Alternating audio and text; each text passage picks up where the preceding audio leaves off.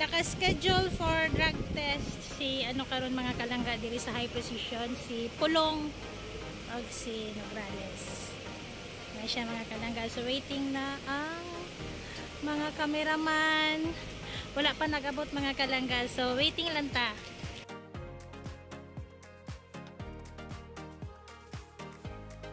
Ano sila mga kalangga, naghulat na sila sa Nograles o kay Pulong na magpa-drug test sila diri sa high precision mga kalangga.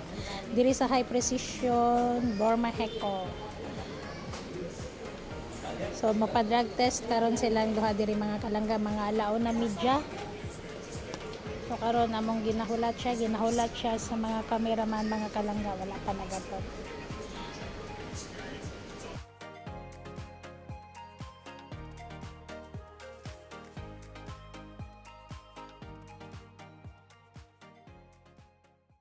A few moments later. And show up for people to see Are we expecting Representative Pulong also to show up?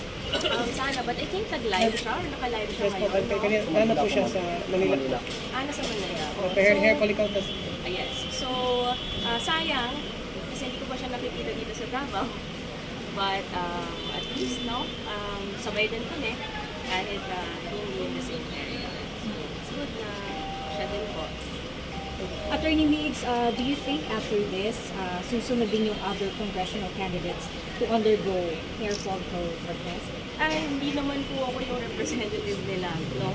It's up to them. It's a voluntary thing. Hindi naman to mandated. If they also want to do it, to show that they are keen or for whatsoever reason, then it's not really for anything else, but if this is what people want to see, then please be accountable and be transparent. How about your team? Are you willing to undergo also like this? The other candidates of your team? Hindi ko pa sila nakakausap. Like I said, no, hindi naman ito mandated. Voluntary naman ito. And tingnan po natin. How important to have a drug-free candidate and also a drug-free leader? Well, at the end of the day, no, meron tayong law against the usage of the drugs. As a lawyer, syempre, diba? We will follow the law. And itong mga studies, diba, na if you are not under illegal drugs, then we can really focus where.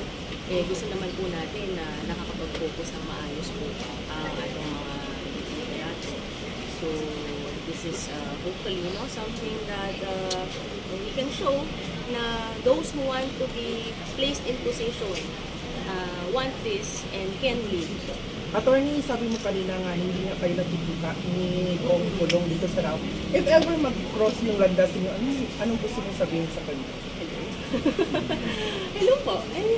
Ano naman, pareho naman po kami nasa Kongreso ngayon. And pareho naman po rin kami na gusto naman talaga maghatag ng servisyo sa unang distrito, sa mga tao sa Tacloban sa Davao. So, hello po na. Right? First time niyo po mag-undergo ng drug test? Ay, hindi po. Pero first time ko sa hair follicle. So, previously ano po? Yung mga urine yung alam natin. Pangilan niyo na po ito, ma'am? Ay, hindi ko alam. Kasi ako, every 6 months or yearly as part of the, yung mga fitness, di ba? Mga whole complete workup. Kasi dapat fit tayo, syempre kasama po yun. So ako, I really do it on a regular basis. Actually, personally po, may galit po ba kayo kay Kong Pulong po? Bakit naman po ako magagalit? Ito po, itong ating pag-file ay para po sa unang distrito. Makapag-represent sa mga tao sa unang distrito. It's up to them. Wala naman pong galit, wala naman pong away. Bakit galit po siya sa akin? Nagbigyan na po kayo. Hindi ko alam. What do you think, attorney? What do you think po? Hindi ko po alam. At the end of the day, trabaho lang. So, walang po magtrabaho. Attorney, posibleng po ba tayo na makuha natin ulit ang first district na unang hinawakan ng iyong ama? Depende po yun sa tao, ma'am. Ayoko pong magkumpiyansa. Ayoko rin. Hindi naman po ako maghuhula. Trabaho lang po. And it's up to the people. Choice po nila. Nasa kabot nila. No? Kung sino ang gusto nila piliin sa panahon. So tingin niyo po, attorney, ano po yung lamang mo kay Kong Pulong po? Wala po yan naman ata sa lamangan, no? Pareho po kami nakaupo, pareho naman po kami nagbibigay ng servisyo. Depende na lang po, no? Sa Siguro yung pagkaiba namin, babae po ako, lalaki po siya. Advantageous po ba po, ma'am, na tatakbo tayo under the administration against the Duterte? Ay ma'am, independent po ako. So, hindi ko po alam kung anong sinasabi niyo under the administration. Independent candidate po ako. I'm welcome to all kinds of stuff. Regarding sa hair follicle test, ano to sa tingin niyo, attorney, may isasabatas ba to? Like I said, kasi po, bulong po yung nag-file, proponent, no? yeah. No? Para dito, kailangan pakinggan. Kailangan dumaan sa committee. Kailangan po niya magpakita at i-depensa ang will niya. And papakinggan po namin. Pero sa ngayon, hindi pa pinag-uusapan? Ay, hindi pa po. Kasi hindi pa po ata siya nagpapakita sa committee. Attorney, ano magsabi mo sa naghahamon sa'yo? Sana po, okay siya. No? Malapit na siguro mas pa-Holy Week na tayo. No? Papasko na tayo. Ating kanunay, naman po lagi ko sinasabi.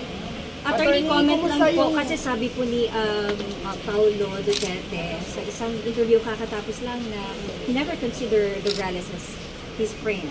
So ano po yung comment niyo doon?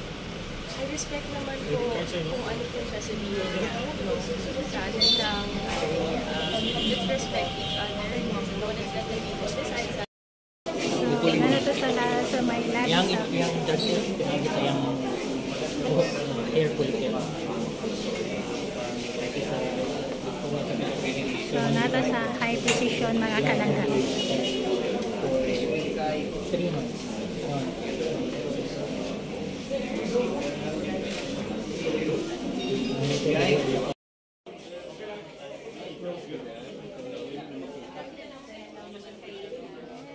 Open lang ang door para makita mo.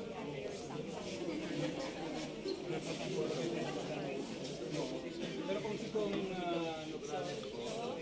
open lang.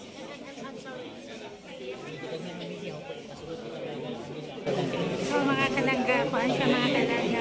Diyahan drug test. Pinaagi lang daw siya sa hair follicles mga kalangga.